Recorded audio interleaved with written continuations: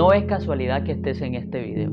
A continuación vamos a ver un testimonio donde un pastor relata unas experiencias sobrenaturales que tuvo con Jesús y cómo él le contó el estado de la iglesia. Verdaderamente creo que este testimonio va a ser de mucha bendición para tu vida, así que míralo de principio a fin. Entonces Dios me habló y comenzó con estas palabras. En el libro de Isaías, capítulo 1, en el segundo verso nos dice: escuchen, oh cielos, presten atención, oh tierra, porque el Señor ha hablado. Crié hijos y los levanté, pero ellos se han rebelado contra mí. El buey conoce a su amo y la burra el pesebre de su dueño. Pero Israel no me conoce, mi pueblo no entiende. Ay, nación pecadora, un pueblo cargado de culpa, una generación de malhechores, hijos dados a la corrupción. Han abandonado al Señor, han despreciado abiertamente al Santo de Israel y le han dado la espalda. Así como comenzó. Cuando terminó esas profundas palabras, hubo una pausa inesperada. No estaba seguro al principio, pero sentí como si alguien estuviera sollozando, llorando profundamente. Y luego comenzó a hablar y dijo: les contaré sobre mi pueblo, mi querida iglesia. Comenzó a hablar sobre la iglesia, a hablar de cómo pagó el precio completo, de cómo fue nuestro sacrificio, cómo pagó por todo y cómo estamos completamente libres, sobre cómo se supone que vivamos una vida completamente liberada, redimida y plena. Y luego añadió: pero mi amado pueblo, mi pueblo se ha alejado de eso. Mi pueblo ha elegido volver a vivir sus vidas humanas, esfuerzos humanos, deseos humanos, sabiduría humana y voluntad humana. Y simplemente continuó describiendo las cosas que hacemos en su nombre, pero de maneras humanas y con esfuerzo humano. Y dijo: mis siervos, los predicadores de la palabra, han vendido sus almas a cosas mundanas, por lo que hablan desde el espíritu mundano y reconfortan a mi pueblo en sus pecados. En lugar de llamar a mi pueblo a mí, les dicen que está bien vivir así. Dice que muchos de mi pueblo no conocen la alegría del perdón, porque nunca han sido guiados a un arrepentimiento profundo y a la rendición total a mí. Se les ha dicho que está bien vivir la voluntad propia y hacer lo que quieran, y mi corazón se duele porque veo lo que el enemigo les está haciendo. Entonces se dirigió a Isaías, capítulo 1, versículo 5, donde dice de: ¿por qué recibir más golpes? ¿Por qué persistes en la rebelión? Tu cabeza está completamente herida, el corazón afligido de la planta del pie a la coronilla. No hay salud, solo heridas y llagas abiertas, sin limpiar, sin vendar o aliviar con aceite. Y yo con tristeza digo que mi pueblo vive en una herida total. Hay mucha herida, hay mucho dolor y amargura, y por eso la gente se desahoga unos con otros. La gente vive en el egoísmo por el dolor de sus vidas, y a mí me duele intensamente porque mi sanación es completa. Mis heridas pueden sanar, pero mi pueblo ha escogido vivir en su herida, en su amargura, en su desesperanza, y se les ha dicho que eso es todo lo que la salvación significa. Dije que lo pagué todo, es una obra terminada, pero eligieron vivir con menos de eso. Y el Señor continuó diciendo: pero mi corazón está de luto, porque el día del Señor está cerca. El día se acerca. Y comenzó a describir el día diciendo: será un día de agonía, un día de lamento. Es un día en el que ningún hombre podría soportar. Por cuestión de tiempo, solo quiero usar algunas escrituras y definir ese día, cuando el Señor comenzó a hablar de su regreso. No sé cómo describir esto. Era como oír una voz muy claramente hablando, pero llorando al mismo tiempo, y entre lágrimas diciendo: el día se acerca. Y mi corazón se duele por mi pueblo. Mi pueblo no está preparado. Mi pueblo está lejos de estar listo, y mi corazón se duele por ellos. He hecho todo para liberarlos. Lo he hecho todo. No necesitan nada más que lo que se hizo. Por favor, acompáñenme al libro de Sofonías. Sofonías capítulo 1. En Sofonías capítulo 1, versículo 10. Aquel día se oirán gritos de auxilio desde la puerta del pescado, quejidos desde el barrio nuevo y gran quebranto desde las colinas, afirma el Señor. Giman, habitantes del barrio del mercado. Aniquilados serán todos sus mercaderes, exterminados cuantos comercian con plata. En aquel tiempo registraré Jerusalén con lámparas para castigar a los que reposan tranquilos como vino en su sedimento, a los que piensan, el Señor no va a hacer nada, ni para bien ni para mal. En botín se convertirán sus riquezas, sus casas quedarán en ruinas, edificarán casas, pero no las habitarán, plantarán viñas, pero del vino no beberán. Ya se acerca el gran día del Señor, a toda prisa se acerca. El clamor del día del Señor será amargo, y aun el más valiente gritará.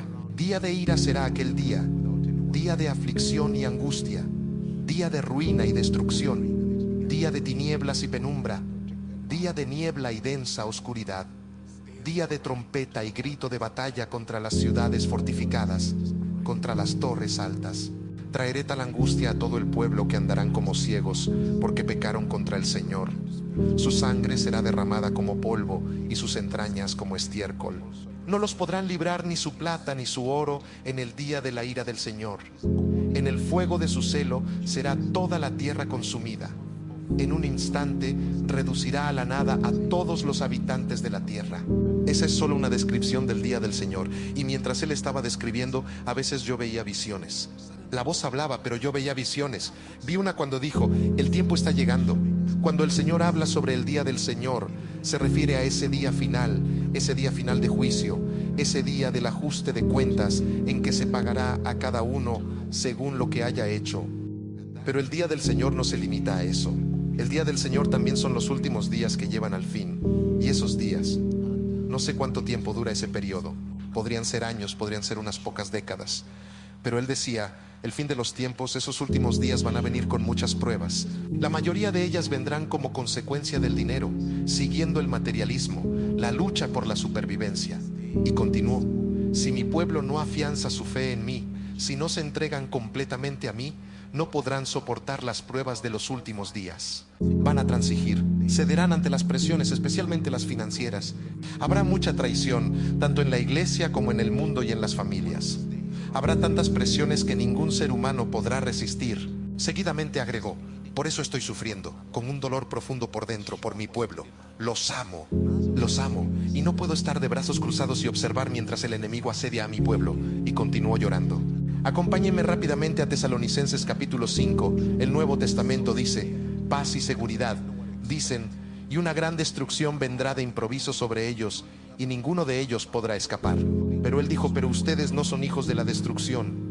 Han sido llamados a la vida eterna y han sido llamados a una esperanza eterna. La palabra dice, todo ha sido hecho, todo ha sido pagado. ¿Por qué te colocarías en un aprietos? ¿Por qué volverías al yugo? Recuerden la Biblia cuando Jesucristo se acercó al apóstol Juan en el libro de Apocalipsis, capítulos 2 y 3, y habló el mensaje a las iglesias. Y en cada uno de esos mensajes dijo, al que salga vencedor haré esto o lo otro, al que salga vencedor. Y el Señor dijo, hay una batalla que vencer. Hay que mantenerse firmes para permanecer. Y cuando todo esto suceda, para que mi pueblo permanezca en pie, necesita despertar. Despierta y levántate. Y permanece firme en la plenitud de la heredad que se compró en la cruz. Hay poder en la cruz. Hay poder en la sangre. Hay poder en el nombre de Jesús para hacernos vencer. No necesitamos mantenernos en nuestra propia fuerza, sabiduría y esfuerzo. Pero mientras intentemos vivir esta vida intensivamente con nuestra sabiduría, nuestra fuerza y nuestro esfuerzo y las maneras humanas, vamos a ser inevitablemente arrasados. Seremos vulnerables, seremos paralizados por el miedo. Algo común que sucederá en los últimos tiempos, algo que Jesús mismo mencionó, fue que el hombre se desmayará de miedo y ansiedad. Y añadió, en ese día, todo lo oculto del corazón de los hombres va a ser finalmente revelado. Y me dijo, ¿viste acaso los secretos de tu vida salir a la luz? Eso es exactamente lo que va a ocurrir. Todo lo secreto va a ser revelado. Por eso me he aparecido ante ti, para que seas un testigo y una voz para las naciones. Ve a las naciones, a mi pueblo, aquellos que son llamados por mi nombre, y diles: arrepiéntete y regresa a Dios. Vuelve al Señor que murió y resucitó por ti. Deja atrás los caminos humanos y entrégate completamente a Él. Luego mencionó algo a lo que nos ha llevado en los últimos meses sobre dar fruto. Dijo: hay tanto que se hace en la iglesia en el nombre del Señor que no tiene fruto. Tanto esfuerzo, tanta inversión y muy poco fruto. Entonces me explicó: esto es porque todo se hace con esfuerzo humano y de maneras humanas. Mi poder es suficiente, mi espíritu es suficiente. El mayor pecado que mi pueblo ha cometido, el más doloroso de todos, ha sido rechazar mi espíritu. Mi pueblo ha creado sus propias experiencias y las llaman Espíritu Santo.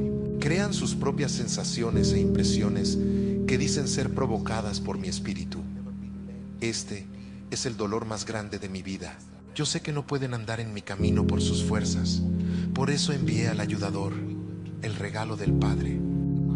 Cuando te alejas de Él, también te alejas de la esperanza.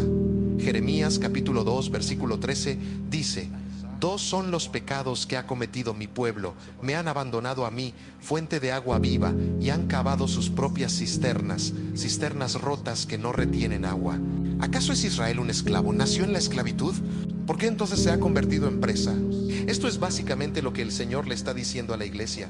Se supone que la iglesia sea esclava de los poderes del mundo, los poderes del diablo, los poderes del pecado y la carne. ¿No hemos sido redimidos? ¿No ha sido acaso pagado el precio? ¿Acaso no nos ha sido otorgado el poder del Espíritu Santo para hacernos vencedores? ¿Por qué entonces nos hemos convertido en un botín? Y lo que Dios nos está pidiendo no tiene tanto que ver con arrepentirse de las acciones o los actos incorrectos. Él está diciendo: aléjate de tus caminos humanos. Ven, toma mi vida. Es gratis.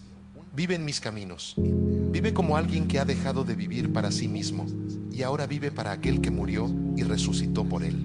Adopta la vida que fue enviada del cielo a la tierra con una misión. Él dijo: como mi Padre me envió a mí, así yo os envío. Y la palabra afirma: ya no podemos vivir para nosotros mismos, sino para aquel que murió y resucitó por nosotros. Hermano, hermana, ningún esfuerzo humano cumplirá jamás con el estándar del Señor, ni siquiera el esfuerzo más sincero. Y cuando nos rendimos y caminamos en ese pacto de amor, Dios obra en nosotros excesiva y abundantemente por encima de lo que podemos pedir o incluso imaginar. Él nos hace vencer más allá de nuestra imaginación, donde fallaríamos y retrocederíamos. Cuando un corazón se compromete y dice: Dios, soy todo tuyo, mi vida ya no es mía, mi vida pertenece a Cristo. Viviré por ninguna otra razón que no sea cumplir los propósitos de Dios. Y viviré por ninguna otra ley que no sea la ley del amor, el amor incondicional. Cuando nos comprometemos con eso y decimos: he muerto a todo lo demás, Dios nos sostiene incluso en nuestras debilidades, donde nuestra fe fallaría, donde nuestra esperanza en nosotros mismos fallaría, donde pensaríamos: no puedo hacer esto. La gracia divina siempre nos envuelve y de alguna especial manera siempre nos vemos reenergizados, nuestra fe renovada. Al mirar hacia atrás, sabemos que si solamente hubiera sido mi propia fuerza, mi decisión, sé que habría caído allí. Pero de alguna forma, su mano amorosa me sostuvo y me llevó a través, me mantuvo firme. El Señor me reveló: una de las más grandes tentaciones de los últimos días será el espíritu de inmoralidad. Mira, el enemigo sabe sobre cada pecado. Puedes leer esto en 1 Corintios capítulo 6, que todo pecado cometido por los hombres está fuera de sus cuerpos, pero el pecado de fornicación y adulterio está dentro del cuerpo. Te hace uno con el adúltero, destruye, corrompe y mancha el templo del Señor. Pero en los últimos días, este va a ser un pecado que va a prevalecer como una tormenta. Se esparcirá por las naciones y será más y más aceptado incluso en la iglesia. La inmoralidad, las perversiones y todo tipo de pecado sexual. Y me dijo: advierte a mi pueblo, adviérteles, huyan del mal, huyan de la maldad. Leeré esta última escritura: Sofonías capítulo 2. Sofonías capítulo 2 del versículo 1 al 3 dice: congréguense, congréguense, oh nación vergonzosa, antes que llegue el tiempo señalado y el día pase como la paja, antes que venga sobre vosotros el furor ardiente del Señor, antes que el día del enojo del Señor caiga sobre vosotros. Busquen al Señor, oh humildes de la tierra, ustedes que obedecen y cumplen sus mandatos. Busquen la justicia, busquen la humildad. Quizás serán cobijados en el día de la ira del Señor. Amados, deben entender que el tiempo es corto. El que viene, vendrá pronto y nos llama a sí mismo. Recuerdo claramente que me dijo: el día no es un día de gozo ni para él. Mi corazón se desgarra intensamente cuando pienso en mi pueblo que será arrancado en ese día. Por eso desesperadamente estoy clamando: vuelvan a mí, vuelvan a mí. Los envío, no juzguen a mi pueblo, no los condenen. Díganles que yo no los condeno. Los invito a volverse a mí. Huyan de la ira venidera del día del Señor. Huyan de los peligrosos poderes de las tinieblas que buscan tomarlos cautivos. Huyan de ustedes mismos, de su propia naturaleza carnal. Huyan. Hay refugio en el nombre del Señor. El nombre del Señor es una torre fuerte. Los justos corren hacia ella y en ella están seguros. Quiero orar para que Dios traiga revelación a su corazón, amados míos.